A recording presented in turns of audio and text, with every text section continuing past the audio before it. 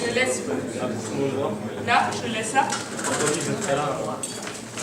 Alors le sujet était « Mieux vaut régner en enfer que servir dans les cieux ».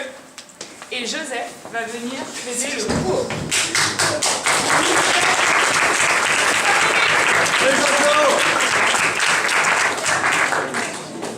Bien, alors mieux vaut régner en enfer que servir dans les cieux, c'est ce que je vais soutenir. C'est sur ce thème fort à propos que j'affronte une reine ici présente et espère qu'un nouveau roi sera appelé à régner. À régner, quel drôle de nom pour un roi, pourquoi pas libellule ou papillon, comme disait Prévert dans sa comptine. Cette phrase complexe, mieux vaut régner en enfer que servir dans les cieux, est en fait un délicat parallélisme. Amis des belles lettres, bonsoir. Des exemples plus concrets sur ce qu'est le règne en enfer me semblent néanmoins nécessaires pour appuyer mon propos. Non, mademoiselle, c'est bien un parallélisme et non un chiasme. Je vois que... Bon, continuons. Donc je disais qu'un exemple concret... Bon. Puisque la jeune femme n'a pas l'air d'être convaincue, je vais devoir vous expliquer ce qu'est un parallélisme et ce qu'est un chiasme. Je n'avais pas du tout prévu ça, malheureusement. Alors c'est simple, un parallélisme est une structure en A, B, A, B. Et on voit très bien l'occurrence entre chacune des lettres. Régner, servir, enfer, cieux. Tandis qu'un chiasme se construit en parfait miroir. Un peu comme ça, voilà. Et donc si vous voulez un exemple de ci, ce serait plutôt gimme, gimme, gimme, men after midnight. Donc c'est une structure qui fonctionne bien moins bien, hein. Faut pas trop s'étonner, il y a Bibier dedans. Hein.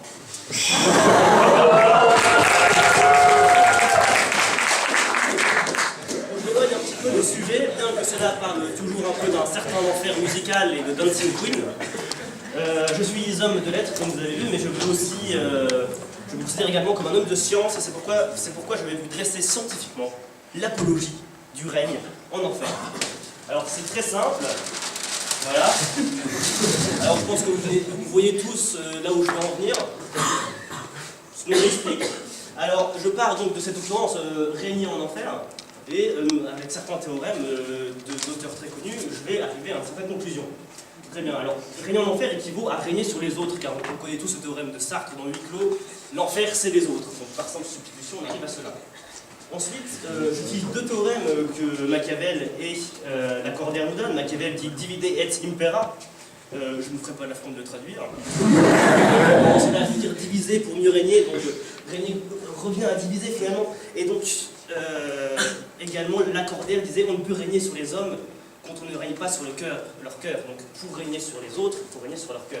On arrive donc à régner sur les autres est équivalent à diviser les cœurs. Bien. Alors ici, j'attire votre attention sur cette formule mathématique qui n'a absolument rien à voir avec notre présentation, mais qui donne un effet plus scientifique à cette dernière. Ensuite, nous avons, grâce à l'égalité de Bernard Sandras qui dit la folie est le propre de l'homme et le cœur celui de la femme, on peut remplacer cœur par femme, donc il faut donc diviser la femme. Ensuite, nous avons une locution très simple, ha ha ha est égal à femme sur deux, plus connue sur femme qui rit, femme à moitié dans ton lit. Donc il s'agit ici de fait d'une femme. On a la formule de Jean-Benjamin de Laborde qui dit un vieux mari fait pitié alors qu'un vieil amant fait rire, qui se traduit par pour toute femme et élément masculin appartenant aux êtres humains, l'élément masculin 1 est inférieur à phi de la femme, phi étant la fonction de satisfaction, et il existe un élément masculin 2 différent de l'élément masculin 1, tel que l'élément masculin 2 plus la femme est égal à ha ha ha. Donc, vous faites vite l'équation, on arrive donc que diviser la femme revient à tromper son... faire rire la femme revient à tromper son mari, car ce que je viens de montrer. Or, vous savez tous, je pense, quand une femme change d'homme, elle change de coiffure. Donc, quand on trompe son mari, on se coupe les cheveux. Donc, quand on entend ces équivalences, il est trivial que régner en enfer équivaut à se couper les cheveux. Or, dans cette salle, messieurs, mesdames, qui aura la faute? Et je fais appel à la même honnêteté intellectuelle que celle que je viens d'employer. Hein, qui aura la faute de me dire qu'il n'est jamais allé chez le coiffeur? Qui? Très bien. Pire, vous avez tous payé pour ça. Donc vous avez tous payé pour régner en enfer. En fait, je n'ai même pas besoin de vous relier à ma cause, vous êtes déjà tous derrière moi. Et par ailleurs, ce qui n'a rien à voir, c'est encore un argument pour cela, quand on voit tous les excès et toute la corruption et la fraude fiscale commise par la principauté de Monaco entre 1949 et 2005, moi je crie bien fort, mieux vaut régner en enfer.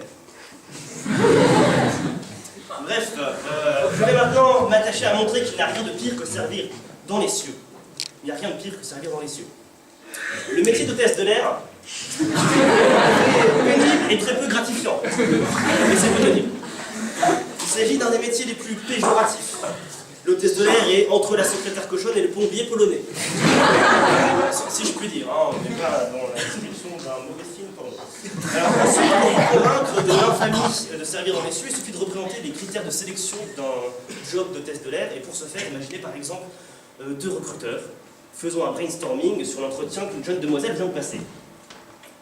Oui, moi j'ai trouvé qu'elle ne disposait aucunement des compétences techniques et académiques requises pour cette tâche et qu'elle convenait nullement à l'esprit d'abnégation et de rigueur auquel s'identifie notre compagnie. Qu'en penses-tu, Francis?